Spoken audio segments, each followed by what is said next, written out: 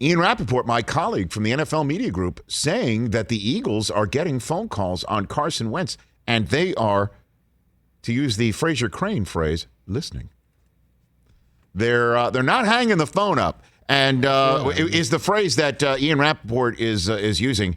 And I think, look, not that Howie Roseman needs my 2 cents. I think that's a good idea. It's a good idea that I don't know what has caused it, because again, when we hear stuff in the media, we think it's just happening right now. Could have been happening literally 10 days ago. It could have been happening on Monday's show when I came on the air and pointed to the differences between the way the Rams have handled Jared Goff when they decided he's not the guy anymore, or they're wondering if he's the guy anymore, or they're certainly questioning. And if you're questioning that and your coach and the quarterback are grinding gears, then, it would be a good idea to just rip the Band-Aid off and go for it, which is what they did with Matthew Stafford, despite Teddy Bruschi's belief. And we'll hit that later on. We will get to that later. But, and I said, well, one team's doing what the Rams are doing, what the Eagles are doing is a completely different thing. Because just that snapshot in time of the Rams being incredibly aggressive and making the move and going for the guy that they think is best, even though maybe Deshaun Watson was best, or you think that they were actually kicking a tire on Aaron Rodgers, those are kind of pie in the sky, certainly for the timing of it, which was this past weekend. This, however, could have been happening at that point in time, too. Or they could have seen what the Rams did, and they're like, hey, that's not a bad idea. Or the rest of the league saw what the Rams did and say, maybe the Eagles would consider that, too. Maybe the Eagles would consider that, too. Even though, we won't be sending another quarterback their way, which is what the Rams did with Goff, because they've got Jalen Hurts. But maybe they will accept draft. Maybe they will cough up some draft choices to us if we take Wentz. Maybe we can get Wentz plus. If it was Goff plus in exchange for quarterback, maybe the plus will just be less obviously than what the Rams gave up, because they're not acquiring anything else. You know what I'm saying? Maybe the Eagles are willing to flip Wentz plus to us. Rams flipped up Goff plus. Maybe we can get Wentz plus, even for less. We don't have to flip a quarterback back. Maybe that's the way it can go. Or everybody saw what Nick Sirianni looked like, and you think that there's no way the Eagles are going to saddle this guy with a quarterback controversy on top of it, because he couldn't even, with all due respect, couldn't even handle reading his notes that he had prepared for his pre-games, his pre-Zoom speech. Yeah, he couldn't even handle that properly, and you're sitting there and you're like, well, the Eagles, no, he can't handle talking about Wentz or Hurts after a week 2 Wentz loss. Like, how's that going to work? Because, as long as Peterson didn't handle things a couple of times appropriately. Once when he clapped back at a reporter asking if the reporter played football ever. Mm-hmm. Another time is when he also said, I can't turn to Hurts, because that actually tells the rest of the locker room that we're giving up on the season. And then he's forced to turn to Hurts based on the circumstance, or who the hell else knows what. And then Hurts starts balling out and begins to bail the season out. And then the minute Hurts comes out and hands the season to the Washington football team, and so on and so forth.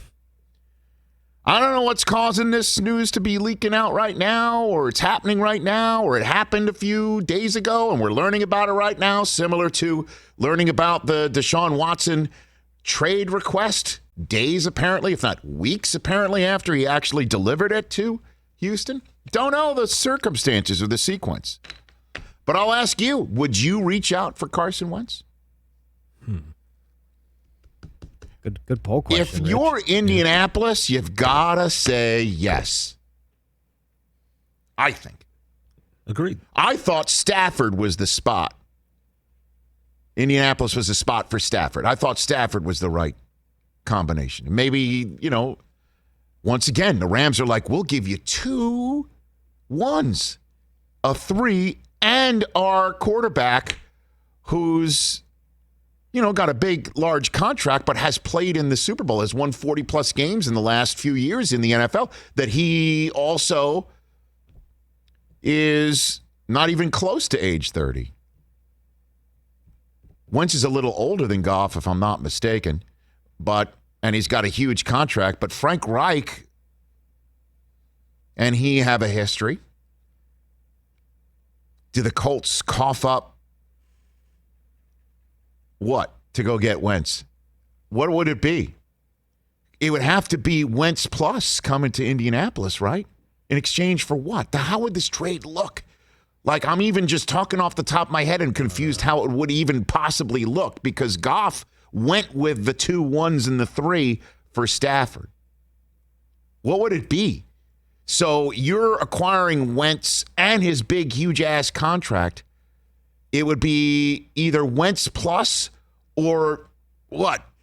Not even close to a first going to Philadelphia for Wentz? How would the trade even look? You could send 21 to Philadelphia. But and for what? Like, why would you even send a first for somebody who has underperformed so spectacularly with a 9-figure contract? If you got back, say, Wentz in 37...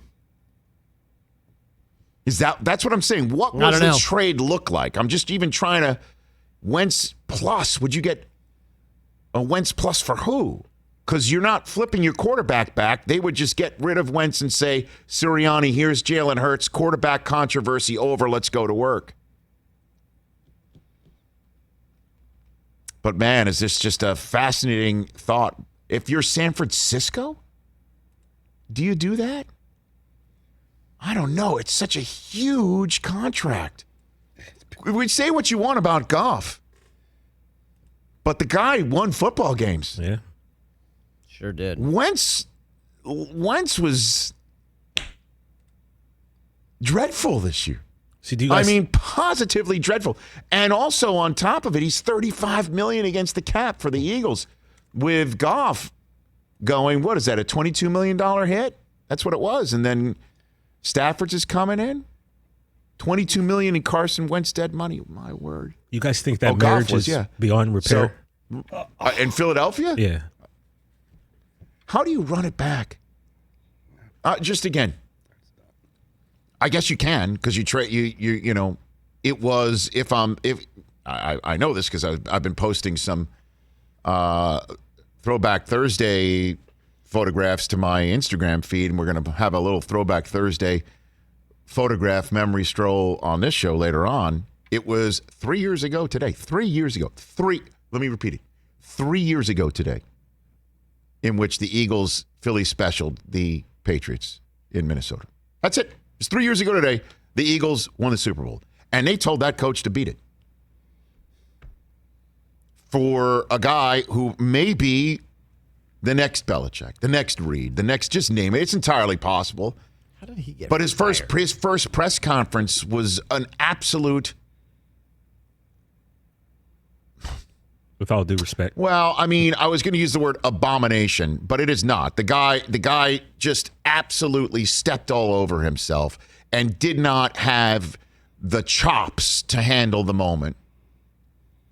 And he might have interviewed a lot. I assume he interviewed a lot better than he did in his press conference.